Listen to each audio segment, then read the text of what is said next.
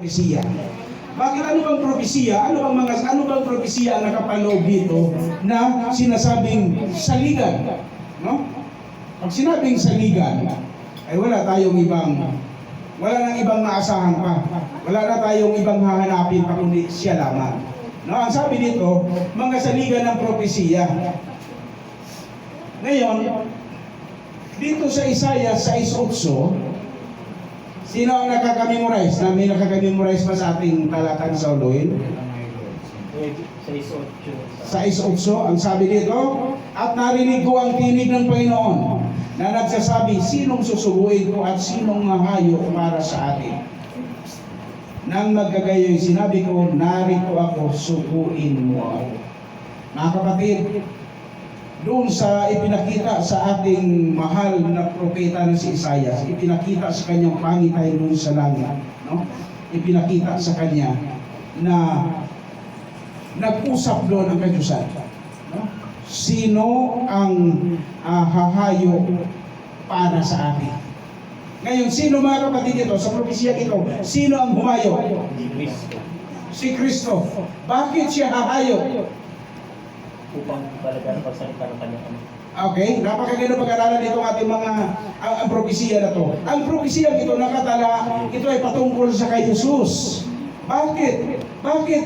Nagpropesiya kasi nung pagkahulog ng mga magulang natin doon sa halamanan ng Eden, mga kapatid, ang Diyos sa Genesis 3:15, nagbigay siya ng propesiya, no? Nasa pamagitan ng binhi, may sumpa siya no?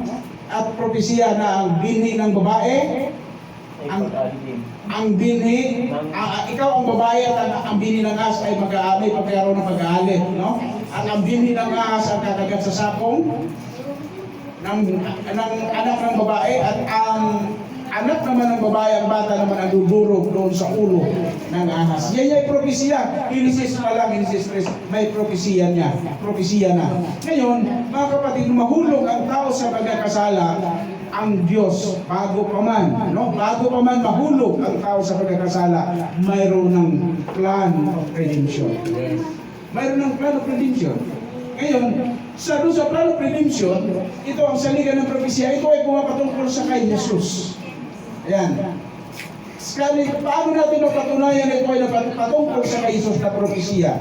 Ang sabi nga dito, basahin natin muna mga kapatid ang Juan 5:37. May sinabi dito, may paliwanag dito sa Apostol Juan. Juan Kapitulo 5, versikulo 37. Ang ano ka dito ang sabi nga ni Juan sa 35, siya ang ilawang nagniningas at lumiliwanag at ninais niya ninyong kayo magalak sumandali sa kanyang liwanag. Pero ang propesiya mga kapatid, ito ang saligan ng propesiya sa 37, dumiretso tayo. Ang sabi dito, ang Ama na nagsugo sa akin ay siyang nagpapatutungkol sa akin. Kailan may hindi niyo narinig ang kanyang tinig o hindi niyo nakita ang kanyang anyo. Ang sabi dito, at sa 36, ang sabi dito, subalit mayroon akong patotoo na lalong dakila kaysa kay Juan. Ang mga gawaing ibinigay sa akin ng aking Ama upang ganapin, ang mga gawaing ito ang aking ginagawa ay nagpatotoo tungkol sa akin na ako'y sinugo ng Ama. Yan. Si Jesus mismo ay sinugo ng Ama, no? Kaya nga ang propesiya ito ay ang saligan, no? Ang saligan ng propesiya.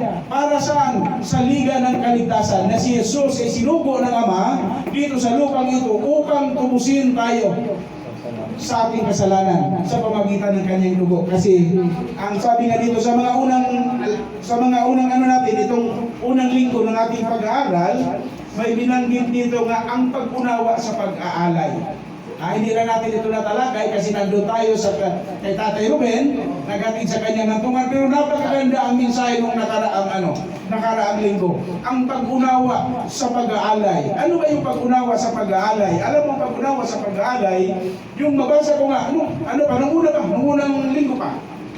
Alam mo, sa tagal ko na naglilingkod, doon ko lang nakita, Brother Ray, Na ito palang book, di ba ating ngayong talakayan ay liwanag. Liwanag yung apoy. Di ba nung mahulog sa pagkakasala si Adan at si Eva? Kasi Eva at si Adan, tapos hinarangan sila kagad ng anghel, inutusan kagad ng Diyos ang anghel, dalawang anghel, na harangan ang daan patungo sa punong kahoy ng buhay. Baka ay unat ang kamay at kumitas ng punong kahoy ng buhay at kakainin at mahabang buhay na sila na hindi na mamamatay na sa pagkakasala. Ngayon, hinarangan ngayon, inutusan ng Diyos. Ngayon, hanggang sa itinaboy sila sa halamanan ng Eden. At doon ko lang, dito ko lang nabasa, nung nakaraling ko pa, nakita ko inulit-ulit ngayon. No? Alam mo ang ganda, dito sa Lunes sa Mayo 12, ang sabi dito, ang halamanan ng Eden ay nananatili sa lupa ng matagal na panahon. Dito sa lupa, mula nung magkasala, di ba itinaboy sila sa halamanan ng Eden, sa harapan ng Garden. Nilagyan ng harang doon, ang anghel nagbabantay doon araw-araw. Nasa labas na sila ng Eden. Ngayon, sa halamanan ng Eden, sa harap ng pintuan ng halamanan ng Eden, ito pa lang, ang sabi dito, basahin natin ang sinulat, ang napakaganda ang sinabi ng ating propetisa, no? Na ipinakita sa kanya, hindi ba niya ito masulat, hindi pinakita sa kanya. Ang sabi dito, masusumpungan dito sa Patriarchs and Prophets, page 62, ang sabi dito, ang halamanan ng Eden ay nananatili sa lupa ng matagal pang panahon, mula nang ang tao ay itakwil sa mga landas noon. Ang lahing nahulog sa kasalanan ay matagal nang binigyan ng pahintulot upang matanaw ang tahanan ng pagkawalang kasalanan. Natanaw nila ang halamanan ng Eden, yung tahanan na walang pagkakasalanan, walang kasalanan. Ngayon ang sabi dito, ang pintuang pasukan ay binabantayan lamang ng mga anghel. Sa pintuang daan at ng paraiso na nababantayan ng mga kirubin ay nahayag ang banal na kaluhalhatian. Si Adan at ang kanyang mga anak na lalaki ay nagtungo roon upang sambahin ang Diyos. Imagine mga kapatid, nung itaboy pala sila sa halamanan ng Eden, ang mga anak pala ni Adan at ni Eva, umupunta pala doon sa gate, sa pintuan ng halamanan ng Eden para sambahin ang Diyos, handugan ang Diyos. No? Kaya nga mga kapatid, hindi pwede na pagkatapos mahulog ang tao at mula sa kay Adan hanggang sa kay Moses ay walang pagsasamba. Walang pagsasabat. Mayroon mga kapatid. Ito yung nagpapatibay sa ating mga kapatid. Kaya nga bago ibigay yung 10 utos sa Exodus chapter 20 verse 3 hanggang 17, sa pa lang, sa talatang 16, ang sabi ni Moses, ngayon ay araw ng Sabat. Hindi pa dumating ang Sabat, ang sabi pa, bukas ay araw ng Sabat. Pamamahinga. Banal sa Diyos. Pulutin ninyo ang dalawang bahagi. Kasi ang utos ng Diyos, isang bahagi, kung gaano lang kalaki ang iyong kain sa araw, yun lang yung pupulutin mo, walang susubra. Ngayon, pagdating sa Biyernes, araw ng paghahanda, doble ang pupulutin mo. Kasi bukas Sabat, walang mana na pupulutin. Kaya mga kapatid, doon pa lang hindi pa binigay ating commandments. Nandun na ang pagsasabi ni Moses, bukas ay banal na araw at ngayon ay araw ng Sabat. Ang lulutuin nyo bukas, lulutuin nyo na ngayon. Mga kapatid, nagpapakita lang po yun mga kapatid, na ang pagsamba at pagsunod sa kalooban ng Diyos na kinapalooban ito ng mga kautusan, mga kapatid, ay ginaganap na nila. Kaya nga mga kapatid, ang propesiyang ito na sinabi sa Isaias na sino ang susubuin ko nung marinig at makita ni Isaias ito, ang ating Panginoong Jesucristo mga kapatid, ay siya ay nagpresenta na subuin mo ako, narito ako, subuin mo ako. Ngayon, eto na, ang sabi dito, may dalawang kirubin, no?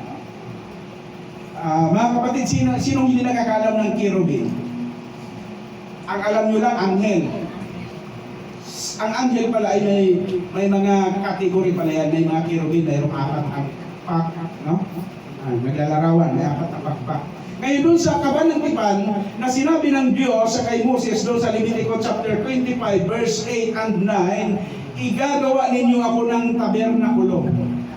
igagawa ninyo ako ng tabernakulo. Kung paano ipinakita ko na huwaran doon sa langit, pinakita kay Moses, kayo nyo gagawin. No? Tiyakin mo na gano'n ang gagawin. Bakit? Anong purpose? Ang sabi ng Diyos sa kay Moses, sa Genesis 25:22, doon ako makikipagtagpo sa iyo. Okay? Doon sa kirubin, ang instruction ng Diyos sa kay Moses, gumawa ka ng kabanang-tipan at ilalagay mo doon sa loob ang dalawang tapyas na bato. At sa ibabaw ng kabanang-tipan, gagawa ka ng dalawang kirubin. Yung kirubin na ang kanilang pakpak ay nagpang-abot, no? Nagpang-abot ang kanilang pakpak. At doon ang Diyos makikipagtagpo sa mga Israelitas kay Moses, no? Sa pamagitan ng si Aaron, yung punong pari. Ngayon, kaya nga mga kapatid, no, ang saligan ng propesiya, mga kapatid, ay inihayag na sa atin. Na itong propesiya na ipinangako ng Diyos na tagapagligtas mula sa Genesis 3:15, ito ay nagpatuloy hanggang sa panahon ni Kristo. Kaya nga may sinabi dito sa pag-aaral pa mga kapatid na ang tinig ng Diyos, no? Ang tinig ng Diyos, Juan 5:37, kailanman ay walang taong nakakarinig. Walang taong nakakarinig. Ang sabi sa 1 Timoteo 6:16, walang taong nakakita sa Diyos.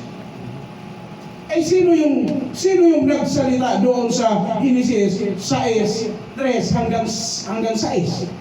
Na nang makita ng Panginoon ay pumunta si Moses upang alamin ang punong kahoy na nagliliyab, mababang punong kahoy. May boses na nagsabi, Moses, Moses, kubarin mo ang iyong sandalya sapagkat ang lugar na ito, ang bundok na ito, ang lupa na ito ay banal. Sino yung nagsalita na yun? Mga kapatid, walang ibang ating Panginoong Hesus. Ang nagsalita doon sa Sinai na nagsabi kay Moses, umakyat ka rito, no?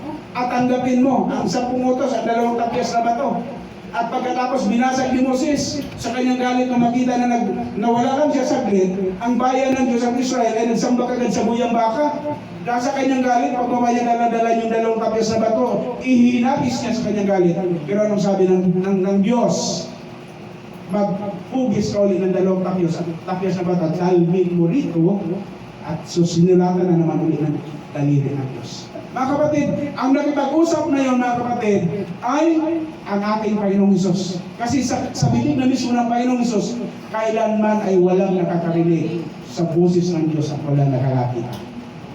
Okay? Kaya mga kapatid, ang saligan, mga kapatid, ng propesiya ay patungkol sa kay Hesus kung sino ang susugoy. Kaya marami tayong mga talata sa Biblia na si Hesus ang kanyang purpose, ipapanganak, pumunta siya dito sa sanlibutan, nagkatawang tao, no? Nagkatawang tao siya. Ngayon, nung siya ay lumapit sa panahon ni Juan Bautista, no? Na si Juan Bautista ay nagbabautismo doon sa Jordan. Lumapit si Jesus. At ang sabi ni Juan, ang pahayag ni Juan, narito ang kordero ng Diyos na siyang mag-aalis ng aking kasalanan. Ayan. Ngayon, yun pala yun, itong si Kristos pala, sa propesiya, ito pala ang simbolo ng mga pag-aalay, yung mga tupa na walang kapitasan, ito ay sumisimbolo pala sa ating Panginoong Kristo. Nung